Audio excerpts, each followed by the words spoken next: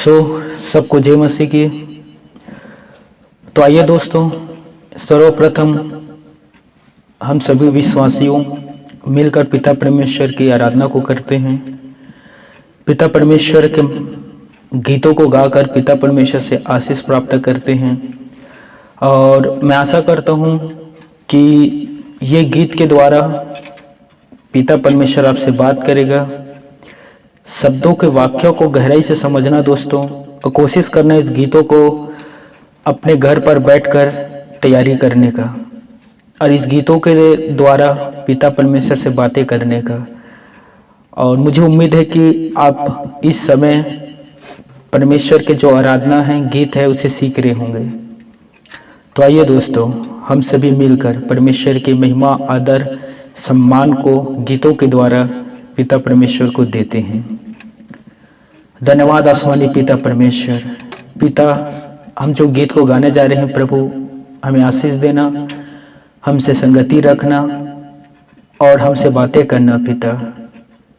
Yes Lord, तेरी इच्छा को हम पूरा कर पाए पिता। हमें सभी को सामर्थ्य भी देना। Thank you Lord. आराधना हो आराधना, खुदावंद यीशु की आराधना।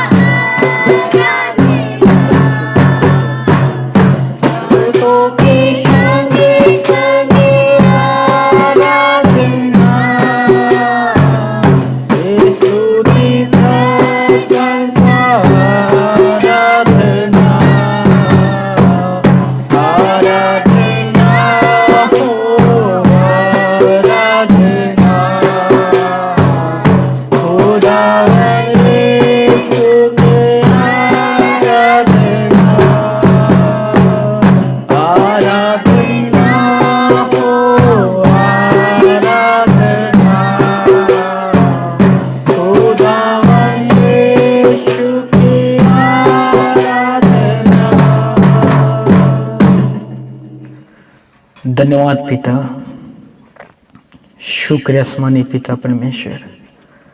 हम आपका आराधना करते हैं दयालु पिता परमेश्वर। हम सभी मिलकर आपकी स्तुति करते हैं आसमानी पिता परमेश्वर। करुणा निधि पिता परमेश्वर, विलम्ब से क्रोध करने वाला अति करुणामय पिता परमेश्वर, हम आपकी स्तुति करते हैं। पिता परमेश्वर चंगा करने वाले, हम आपके भजन को गाते हैं। शुक्र आसमानी पिता परमेश्वर। लॉर्ड जीसस, प्रार्थना है हम हर एक से तू अपनी इच्छा योजनाओं को प्रकट कर। हम हर एक से तू बातें कर पिता। इस समय पिता परमेश्वर, हर एक को तेरी जरूरत है। चंगा करने वाला आसमानी पिता परमेश्वर, आप एक बेस्ट और अच्छा चरवाहा है। प्रार्थना है आसमानी पिता परमेश्वर, अपनी भेड़ों की रखवाली कर, अपने भेड़ों को सही मार्गों पर चला। प्रार्थना है पिता, आराधना के द्वारा तू हमें आशीष दे। Yes Lord. आशीष तुझसे चाहते हैं हे स्वर्गीय पिता, हम आते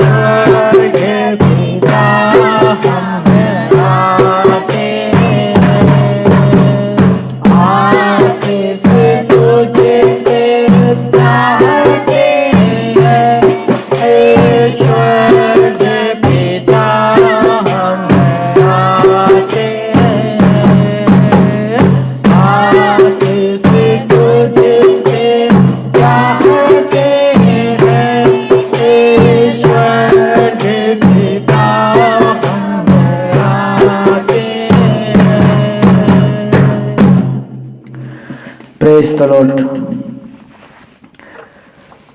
थैंक यू जीसस। कितना अच्छा आराधना है दोस्तों। आशीष पिता परमेश्वर से चाहते हैं, इसीलिए उनके पास हम आते हैं। कितने सारे भूल, गलतियां, गुनाह हमसे हुआ है दोस्तों। मसीह में आने के बाद भी जाने अनजाने में हमसे गुनाह हो जाता है, लेकिन पिता परमेश्वर वही होता है दयालु, अनुग्रहकारी। वो उसका प्रेम हमेशा अटल रहता है दोस्तों। यदि आपसे अभी भी कोई गुनाह, खताएं, जफाए, भूल हुआ होगा, पिता परमेश्वर से माफी मांगे, वे आपको माफ करेगा। वो महान परमेश्वर है दोस्तों, और आप स्तुति करोगे पिता परमेश्वर का। हालेलुया। जैसे ही गीत है, कितना महान परमेश्वर। मेरे साथ आप भी इस गीत को गाएं साथ में। कितना महान परमेश्वर,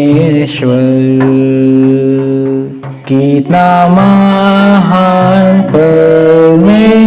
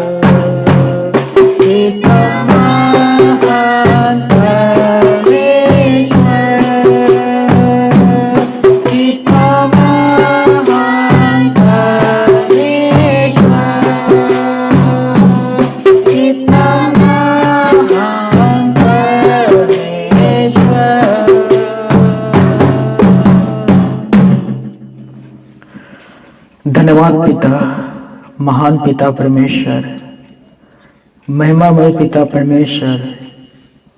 तेरे सारे प्रतिज्ञाएं हाँ और आमीन के साथ पूरा होता है पिता परमेश्वर। हम सभी का प्रार्थना है पिता परमेश्वर, इस महामारियों के समय पर तू हमारे साथ रह। प्रार्थना पिता परमेश्वर, जैसे मिस्र के दिनों में तेरा अनुग्रह इजरायलियों के ऊपर था, उसी प्रकार से पिता परमेश्वर तेरे अनुग्रह हर एक विश्वासियों के ऊपर रहने पाए पिता परमेश्वर।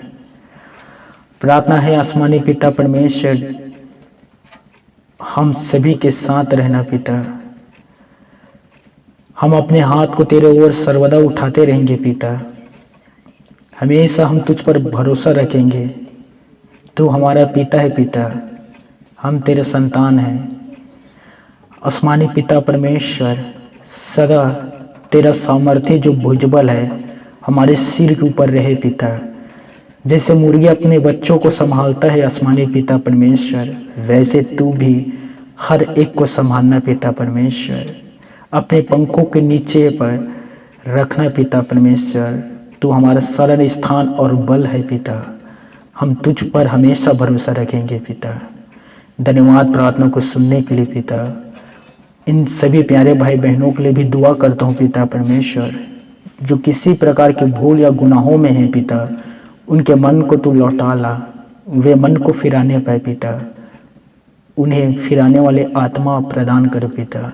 जो ग्रस्त हैं कोरोना या किसी भी प्रकार की बीमारी से पिता परमेश्वर, वो यीशु मसीह के नाम से शिफा और स्वस्थ होने पाए पिता। चंगाई दे उन्हें पिता। धन्यवाद जो आपने हमारी प्रार्थना को सुना पिता। हमेशा हर एक विश्वासियों के साथ रहना प्रभु। मनोबल को ऊंचा करना पिता। धन्यवाद प्रार्थना को सुनने के लिए। सारा आदर महिमा आपको ही देते हुए आसमानी पिता परमेश्वर, धन्यवाद के साथ इस दुआ को प्रभु यीशु मसीह के नाम से मांगते हैं। आमीन।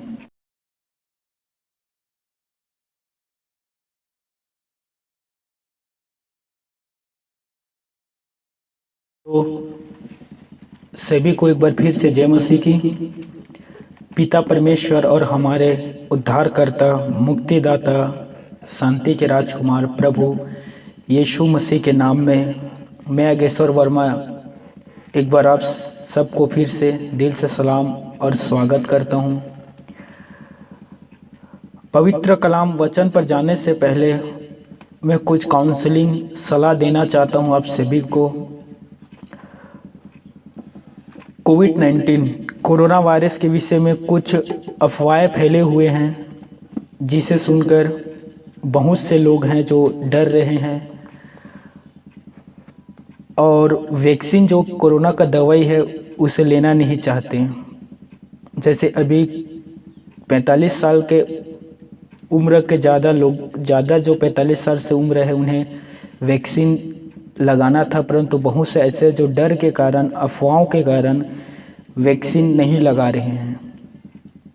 और सरकार ने एक नया नियम लागू किया है कि 1 मई से 18 वर्ष से अधिक उम्र के लोगों को वैक्सीन लगाना है। परंतु कुछ का कहना है कि हम वैक्सीन नहीं लगाएंगे क्योंकि बीमार हो रहे हैं, लोग डर रहे हैं, लोग मर रहे हैं, इसलिए हम नहीं लगवाएंगे, चाहे मरते हैं तो मर जाएं, इस प्रकार से कह रहे हैं। और मैंने कुछ वीडियो भी देखा जहां डॉक्टरों को डंडों से पीटा जा रहा है जो वैक्सीन लगाने के लिए उनके पास गए थे। क्या वैक्सीन में कोई साइड इन्फेक्शन है, अर्थात वैक्सीन लगाने से क्या शरीर में सचमुच कोई रोग आता है या किसी भी प्रकार की इन्फेक्शन आता है जिसके कारण लोग मर रहे हैं? क्या हमें वैक्सीन लगाना चाहिए या वैक्सीन नहीं लगाना चाहिए? क्या एक विश्वासियों को ये काम करना है या नहीं करना है? तो देखिए दोस्तों, पहला परमेश्वर के वचन क्या कहता है हम सभी से, इसे हमें देखना होगा। कुछ वचन हैं जिसे आप घर पर स्टडी करना और आपको प्रकाशन मिल जाएगा। जैसे आप पढ़ सकते हैं पवित्र शास्त्र बाइबल से रोमियो 13वें अध्याय 1 पद से लेकर 2 पद तक, मत्ती रचित सुसमाचार अध्याय 23 1 पद से लेकर 3 तक, और पहला थीमुथियुस अध्याय 2 1 पद से लेकर 3 पद तक आदि बहुत से पवित्र शास्त्र में ऐसे वचन आपको मिल जाएगा। और वचन के अनुसार हमें वैक्सीन लगवाना है दोस्तों। अफवाहों पर ध्यान मत दो।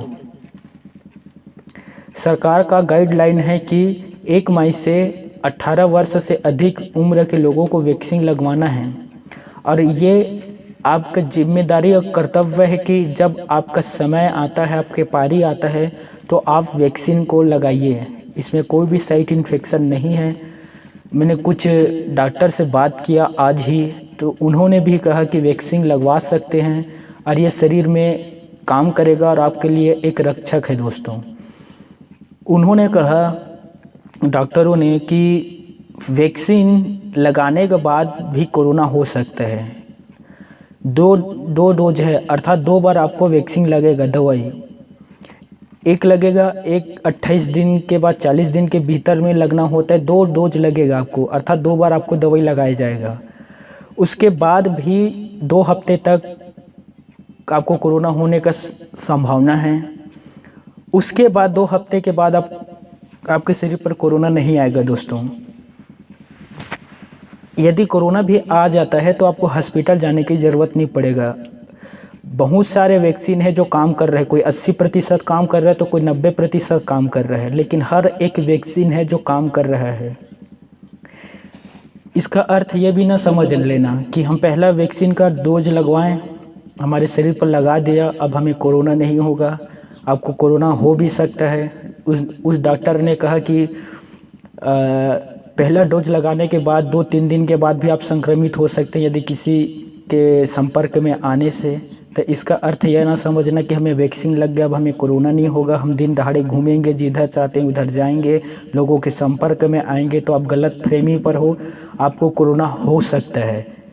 इसलिए आप सावधानी बरतिए, सोशल डिस्टेंसिंग रखिए, मुंह और नाक पर मास्क लगाएं, सैनिटाइजर से अपने हाथ धोइए और जो सरकारी गाइडलाइन है उनका पालन करिए। सोशल डिस्टेंसिंग ज़रूर बनाकर रखना दोस्तों, अपना और अपने परिवार का ख्याल रखना। और विशेष करके 1 मई से जो डोज कोरोना के लगने वाले है उसे लगवाना। इसमें कोई भी साइड इन्फेक्शन नहीं है। उसे डॉक्टर ने कहा कि मैं खुद लगवाया हूं और इसमें किसी भी प्रकार का नुकसान नहीं है। मैं आपको बता देना चाहता हूं, मेरे मम्मी पापा ने भी इसे लगवाया है, पहला डोज लग चुका है और दोनों सुरक्षित है, घर पर है, सलामत है, कोई भी साइड इन्फेक्शन नहीं हुआ है दोस्तों। मेरे पिताजी को बीपी भी है और वो अच्छे हैं। तो मैं चाहता हूं कि आप भी अपना जो समय आता है उस समय आप अपना वैक्सीन लगवा लेना। इसमें कोई भी साइड इन्फेक्शन नहीं है। क्या अब नहीं चाहते कि हमारा भारत देश कोरोना से मुक्त हो जाए? यदि आप चाहते हैं तो आपको वैक्सीन लगवाना पड़ेगा, क्योंकि इजराइल देश में यही रीति को अपनाया। वहाँ 16 साल से अधिक उम्र के हर एक को वैक्सीन लगाया। 81% 81% लोगों ने वैक्सीन लगाया। इजराइल जो देश है जहाँ प्रभु यीशु मसीह ने जन्म लिया था, वो आज कोरोना मुक्त है। पहला ऐसा देश है जहाँ कोरोना नहीं है। सारे लोग कोरोना से जय पा गए हैं। तो देश के नागरिक ने भी सरकार के कानून का नियम का पालन किया है। तो जब आपका भी समय आता है तो आप डरना नहीं, अपना वैक्सीन लगाना और सरकार गाइडलाइन का भी पालन करना और हर एक लोगों के सहयोग भी कर रहे हैं, दूसरे लोगों को भी जागरूक करें। जैसे हमारे कलीसिया में बहुत से लोग आते हैं, उन्होंने भी वैक्सीन लगाया है। उन लोग भी सभी अच्छे हैं जी। बहुत से मैं लोगों को जानता हूं, जिससे बात किया हूं, उन लोग वैक्सीन लगाए हैं, 2 डोज हो चुके हैं और किसी भी प्रकार के साइड इन्फेक्शन खतरा नहीं आया है। मेरे ही गांव में लगभग 40-45 लोगों ने वैक्सीन लगाए हैं और सभी अच्छे हैं। तो अफवाहों पर ध्यान ना देना दोस्तों, अपने पारी आने पर वैक्सीन जरूर लगाना। हालेलुया। और यह वचन को अपने घर पर जरूर पढ़ना। एक बार फिर कह देता हूँ, रोमियो 13 अध्याय 1 पद से लेकर 2 तक, मत्ती रचित सुसमाचार अध्याय 23 पहला पद से लेकर 3 पद तक और पहला थीमुथियुस अध्याय 2 पहला पद से लेकर 3 पद तक। इसे पढ़ोगे तो आपको भी समझ आ जाएगा वचन के अनुसार हमें वैक्सीन लगाना है। चलिए, तो अब हम पवित्र शास्त्र बाइबल से अध्ययन करेंगे, देखेंगे और चिंतन करेंगे। इस समय हम विश्वासियों को क्या करना चाहिए अभी वर्तमान में?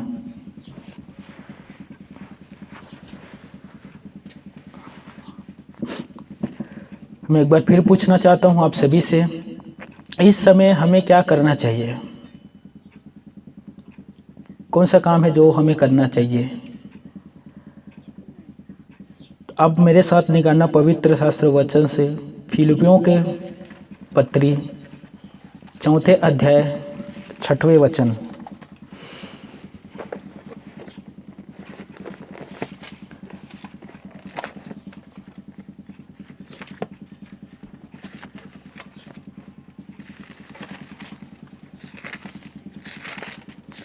फिलिपियों के पत्री 4 अध्याय और 6वां वचन।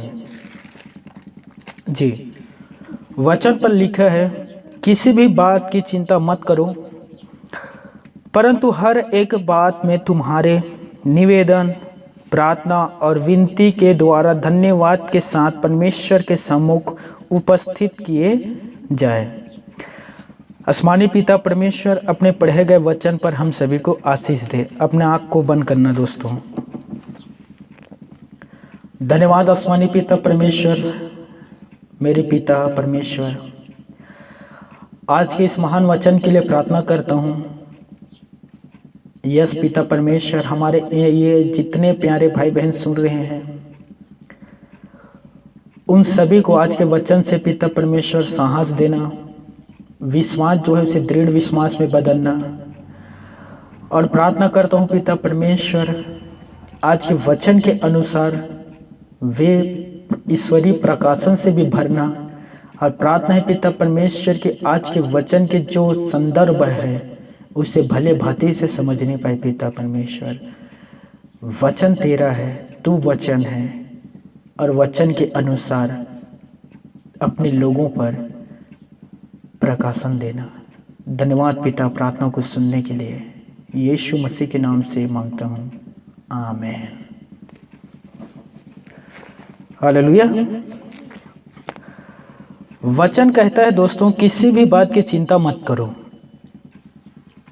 किसी भी बात की चिंता मत करो।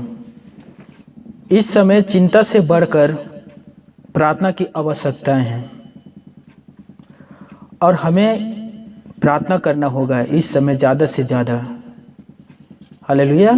जैसे मैंने आरंभ में कहा, इस समय हम विश्वासियों को क्या करना चाहिए? क्या करना चाहिए? इस समय हमें चिंता से बढ़कर प्रार्थना करना चाहिए पिता परमेश्वर से। हालेलुया। चिंता प्रार्थना के समय को चोरी कर लेता है दोस्तों। घंटों समय चिंता लोग करते हैं बैठकर, और इस प्रकार से उनकी चिंता के द्वारा उनका जो समय है वो चिंता चोरी कर लेता है, और वो निवेदन, विनती, प्रार्थना और धन्यवाद परमेश्वर को नहीं दे पाता। ना तो स्वयं प्रार्थना करता है पिता परमेश्वर से, न ही उससे मांग पाता है, परंतु वो कंटिन्यू चिंता करते रहते हैं। कुछ चिंता कर करके पूरे रात नहीं सो पाते हैं। क्या होगा, कैसे होगा, क्या मैं जीऊँगा या मैं मर जाऊँगा, क्या ये सर्दी जुकाम मेरे शरीर से जाएगा, कहीं ये वायरस तो नहीं है, यदि यह वायरस हो गया तो फिर मेरा क्या होगा, आदि प्रकार के चिंता के कारण वो पूरे रात नहीं सो पाते हैं। जब से कोरोना वायरस कोविड-19 का दूसरा लहर आया है, बहुत से लोग हैं जो रात और दिन को नहीं सो पा रहे हैं और अधिक से अधिक चिंता करते हैं, मेरा क्या होगा, मेरे फैमिली परिवार का क्या होगा। और ये इतना चिंता करते हैं जितना वो प्रार्थना नहीं करता। मैं आपसे सच कह रहा हूँ दोस्तों, इतना अधिक प्रार्थना निवेदन मेरे पास आ रहे हैं।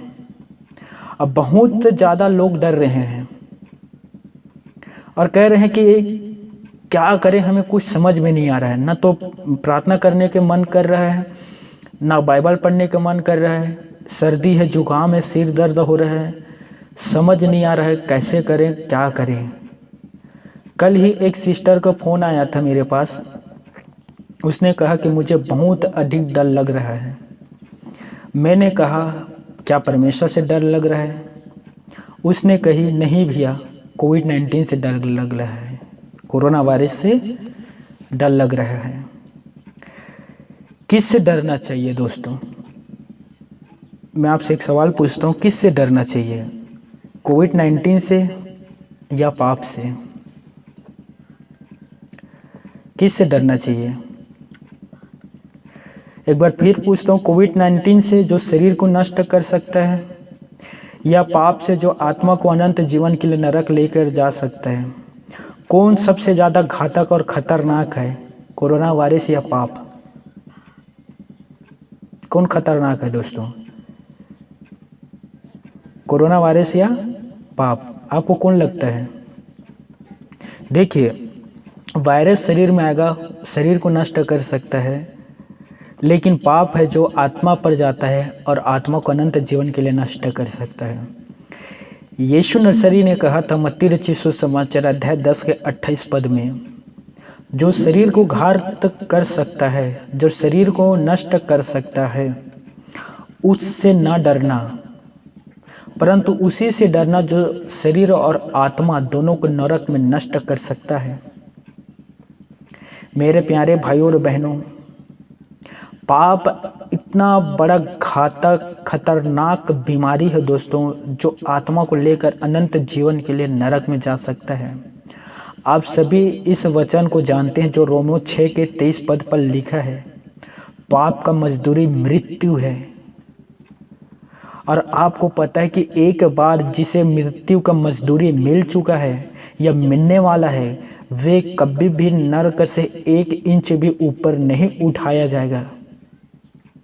सबसे खतरनाक क्या है दोस्तों, कोरोना वायरस या पाप? मेरे प्यारे भाइयों और बहनों, लोग इतना डर रहे हैं कोरोना वायरस से, वो वायरस से डर रहे, पाप से नहीं डर रहे जो उन्होंने किया है या अभी कर रहे हैं। कोरोना वायरस से इतना डर रहे हैं, परमेश्वर के भय नहीं है। ईश्वर कहता है मलाकी 1 के 6 में, यदि मैं परमेश्वर हूँ तो मेरा भय कहाँ है? परमेश्वर का डर कहाँ है दोस्तों? देखिए मेरे प्यारे भाई और बहनों, मैं ये नहीं कह रहा हूँ कि आप डर रहे हैं वो गलत है, मैं नहीं कह रहा हूँ, परंतु आपको देखना भी होगा कि मेरे अंदर जो पाप है, जो या मुझसे जो पाप हुआ है, उससे मुझे डरना चाहिए, अर्थात पाप से डरना चाहिए, परमेश्वर से डरना चाहिए। जिस दिन मेरा न्याय होगा उस दिन क्या करोगे आप? क्या परमेश्वर के न्याय के सिंहासन के सामने निर्दोष निकल पाओगे? हर एक को न्याय सिंहासन से गुजरना होगा। हर एक व्यक्ति वहाँ खड़ा होगा दोस्तों जहाँ परमेश्वर का न्याय होता है। उस दिन क्या आप क्या कहोगे कि कोरोना वायरस के खातिर मैं पाप किया या पाप हुआ मुझसे? उस दिन कोरोना वायरस का न्याय नहीं होगा। कोरोना वायरस आपके शरीर पर आएगा तो उससे न्याय नहीं होगा दोस्तों, आप और आपके पाप से न्याय होगा। इसलिए मैं सोचता हूँ कि मनुष्यों को परमेश्वर से अधिक डरना चाहिए और अपने पाप का अंगीकार करना चाहिए। Hallelujah, hallelujah. जैसे क्या कहना है, कोरोना वायरस ना हो जाए या पाप ना हो जाए, क्या कहना चाहिए आपको? एक बार फिर कहता हूँ, कोरोना वायरस ना हो जाए या पाप ना हो जाए? मैं सोचता हूँ दोनों ना हो जाए। हालेलुया, ना तो पाप हो ना तो कोरोना हो। हालेलुया, बस प्रभु का अनुग्रह मेरे जीवन पर बना रहे। हालेलुया। दूसरा सामुएल पर एक घटना है दोस्तों, मेरे ख्याल से 23वें अध्याय के 11 पद से लेकर आप घर पर पढ़ लेना। हाँ, 23 ही अध्याय होगा। एक मिनट मैं कंफर्म कर लेता हूँ। दूसरा सामुएल पर है।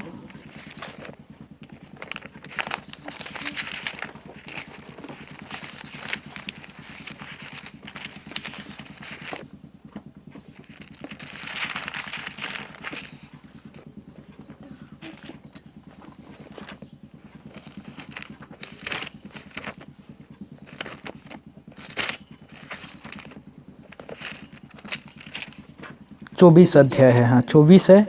अब 11 से लेकर 17 तक पढ़ लेना, 11 से लेकर 17 तक। दूसरा सामुएल 24 अध्याय 11 से लेकर 17 तक। पिता परमेश्वर ने दाऊद के सामने 3 ऑप्शन रखा था, जिसमें से दाऊद को एक को चुनना था दोस्तों।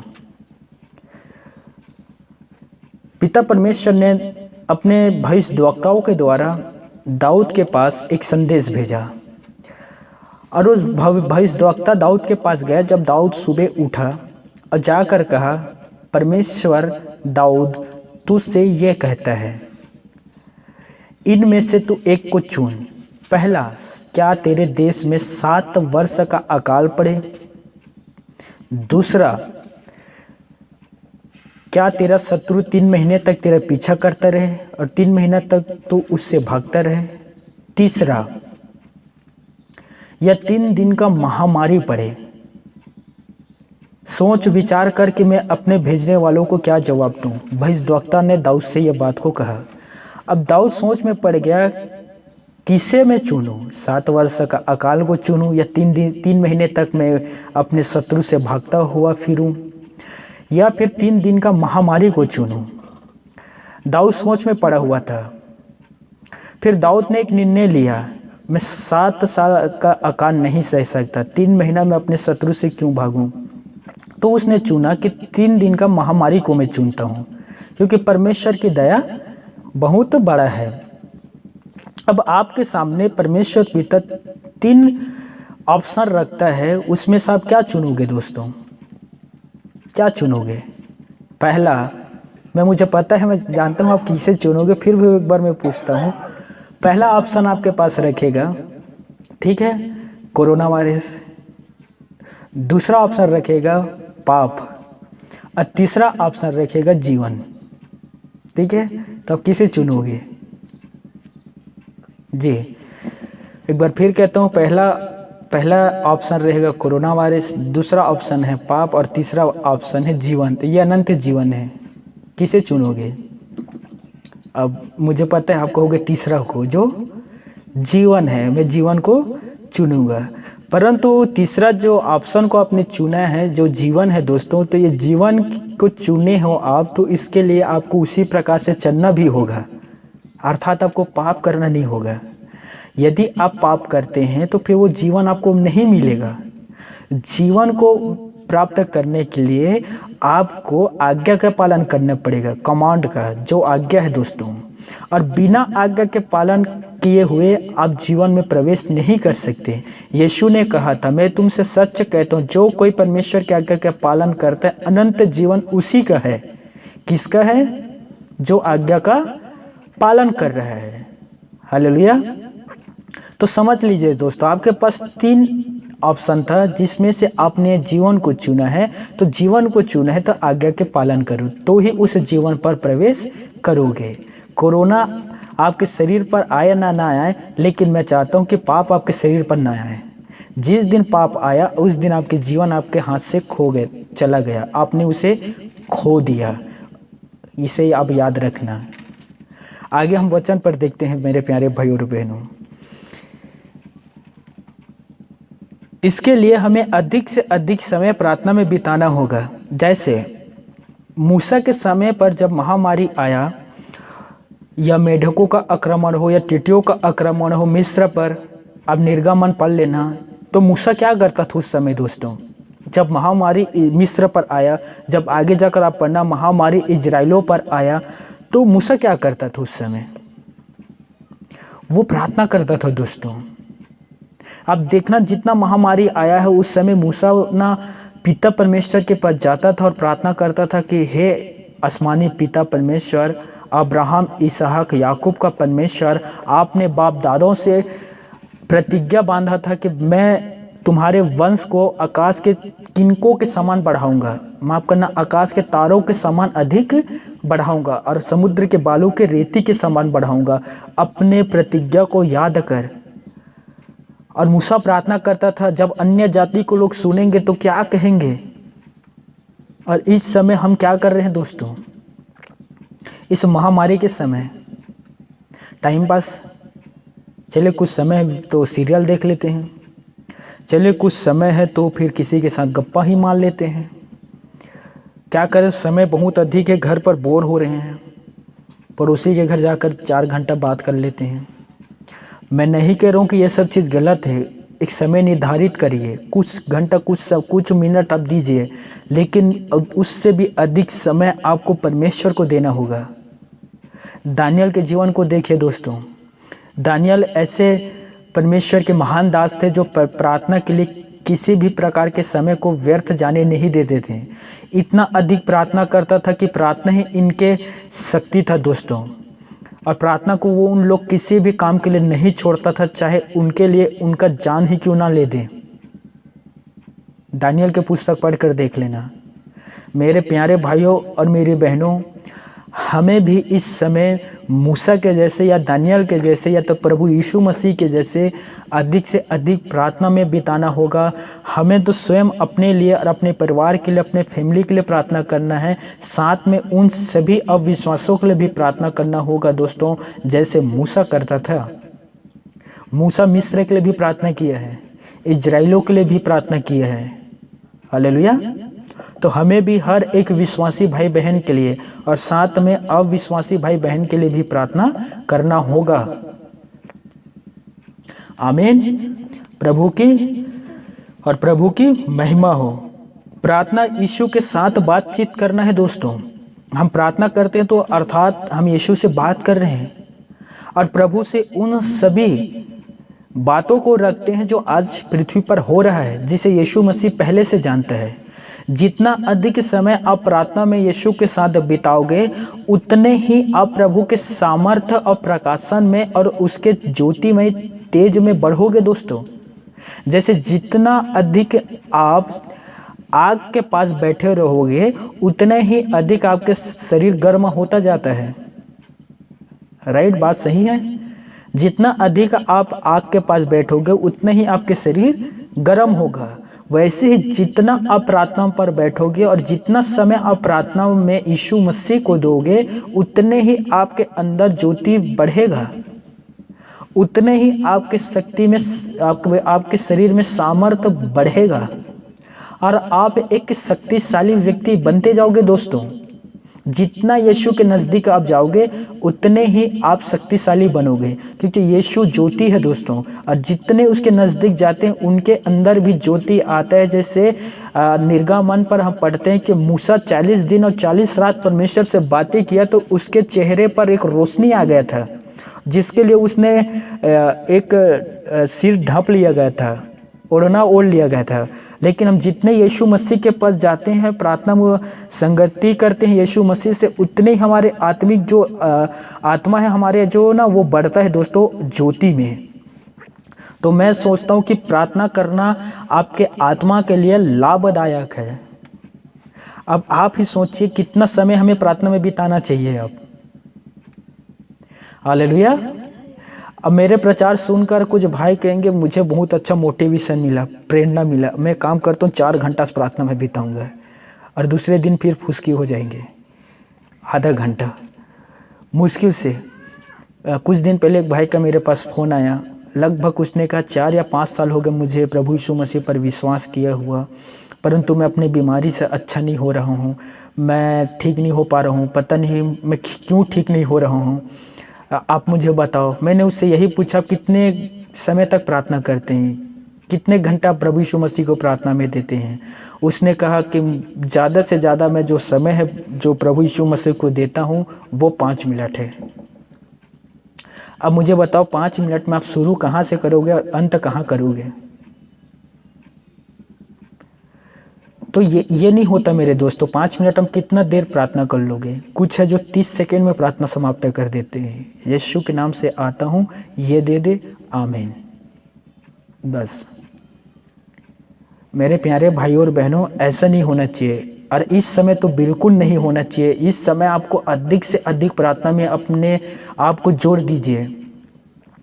यीशु ने कहा द्वार बंद कर गुप्त में प्रार्थना कर। इस समय आपको गुप्त में प्रार्थना करना होगा दोस्तों। यदि आप अपने घर के इकलौते विश्वासी हैं तो आपको प्रार्थना करना होगा अपने पूरे परिवार के लिए, उनके सलामती के लिए। आपको प्रार्थना करना होगा अपने गांव के लिए, आपको प्रार्थना करना होगा अपने राज्य के लिए, अपने देश के लिए, और साथ ही साथ में विदेशों के लिए भी। हालेलुया। और यही प्रार्थना करना प्रभु यीशु मसीह ने हमें सिखाया है दोस्तों। आमीन। प्रार्थना मनुष्य की आत्मा का परमेश्वर के साथ वार्तालाप करना है दोस्तों। प्रार्थना के अर्थ होता है कि हम परमेश्वर से वार्तालाप कर रहे हैं, बात कर रहे हैं। जैसे मत्ती रचित सुसमाचार पर यीशु ने कहा था 21 के 22 पद में, जो कुछ तुम प्रार्थना में विश्वास से मांगोगे वो तुम्हारे लिए हो जाएगा। हालेलुया।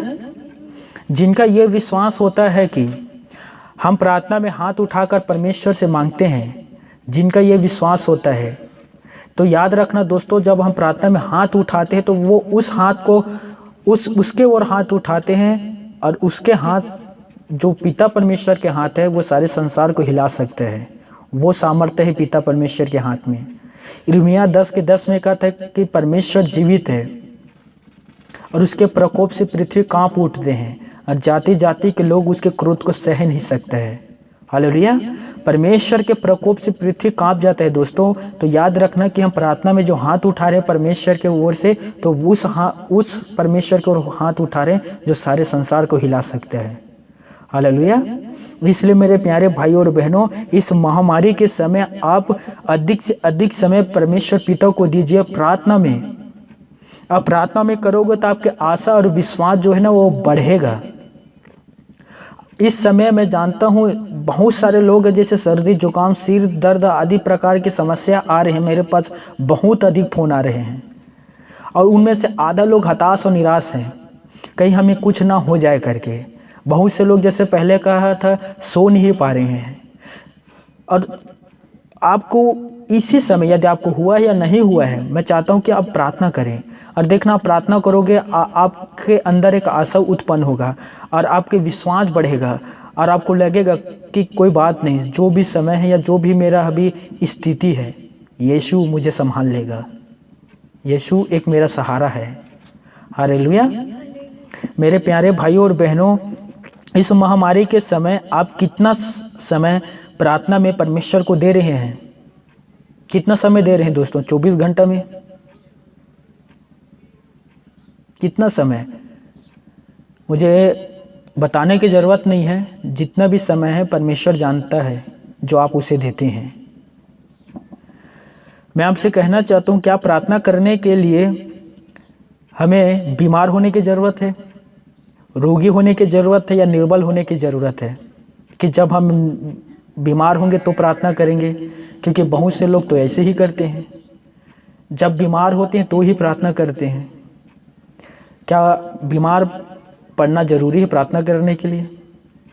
क्योंकि इस समय बहुत से लोग प्रार्थना करना शुरू कर दिए हैं जो कभी प्रार्थना नहीं करता था। मैं जानता हूँ इसके पीछे वजह क्या है। मेरे प्यारे भाइयों और बहनों, बाइबल पर हम ऐसे एक मनुष्य के विषय में पढ़ते हैं जिसका नाम था कुरनेलियुस। यह आपको मिलेगा प्रेरित के काम 10वें अध्याय में। वो बार बार परमेश्वर से प्रार्थना करता था, एक बार नहीं, दो बार नहीं, बार बार। भजन संहिता अध्याय 119 के 164 पद लिखा है कि मैं तेरे धर्ममय नियम के कारण प्रत्येक दिन 7 बार स्तुति करता हूँ। 7 बार वो परमेश्वर के हर दिन स्तुति करता था। दानियल दिन में 3 बार प्रार्थना करता था परमेश्वर पिता से।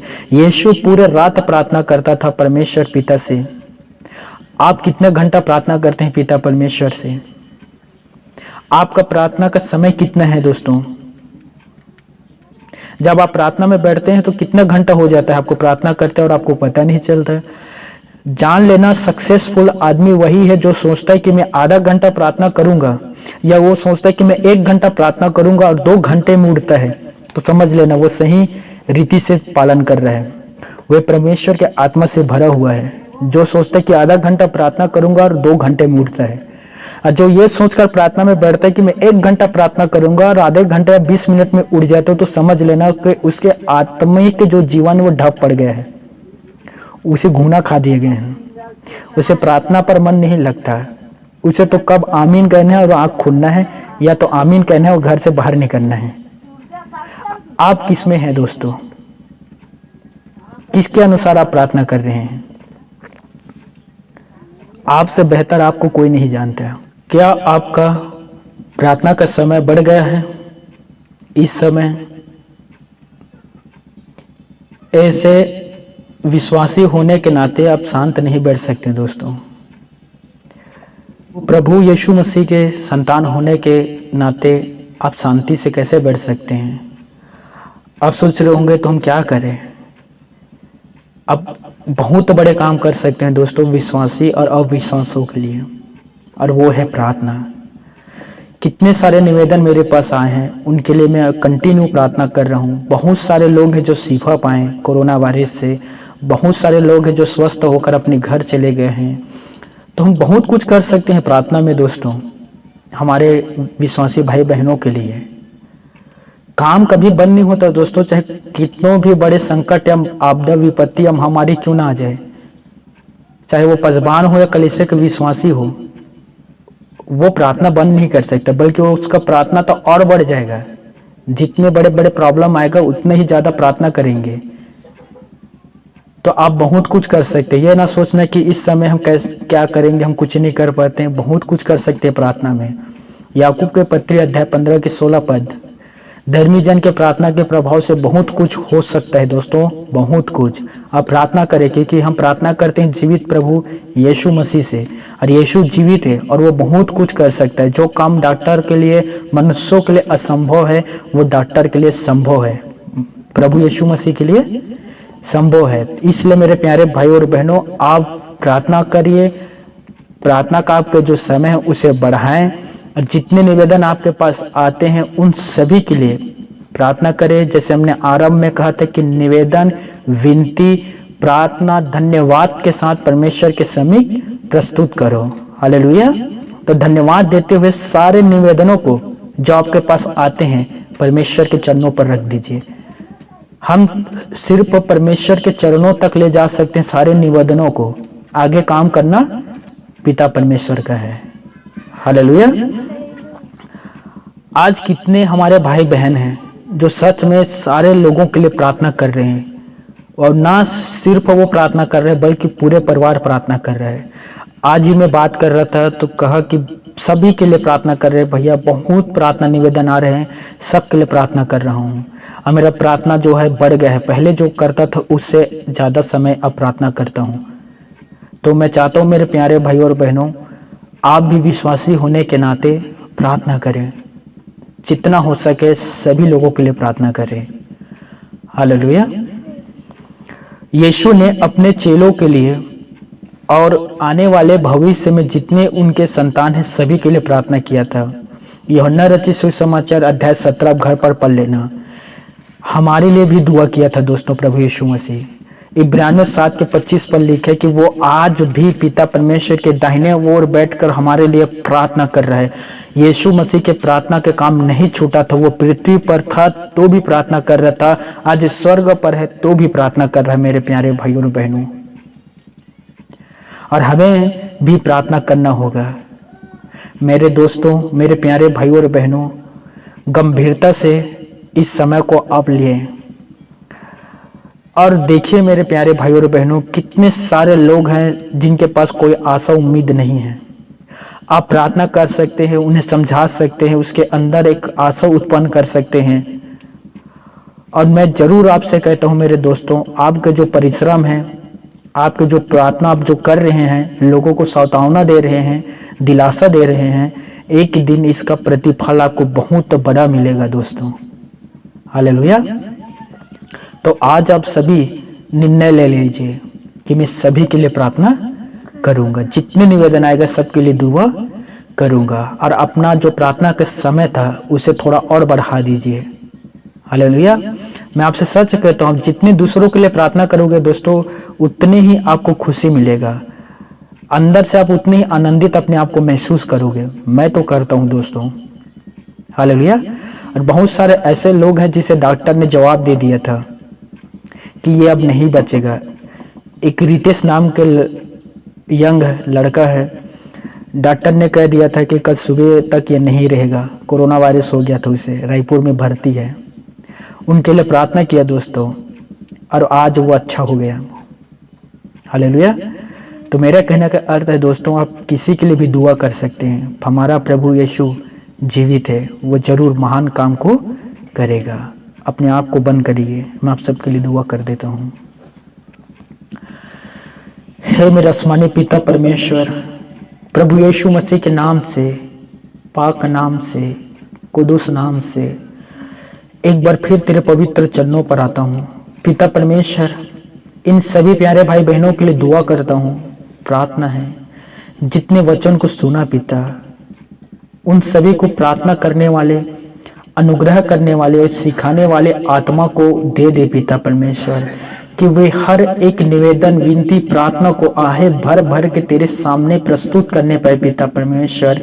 हर एक सच्चे मन से प्रार्थना करने पाए पिता परमेश्वर। दुआ है मेरे आसमानी पिता परमेश्वर, हर एक जो आज के वचन को सुना है पिता परमेश्वर, उसके अंदर में जागृति आने पाए पिता परमेश्वर। और दुआ करता हूँ प्रभु, इनमें से यदि कोई बीमार है पिता परमेश्वर, यीशु के नाम से वो अच्छे हो जाए पिता परमेश्वर। दुआ करता हूँ प्रभु, जितने को सर्दी जुकाम, सिर के दर्द, शरीर में दर्द हो रहा है पिता परमेश्वर, यीशु के नाम से वो भी दूर हो जाए पिता परमेश्वर।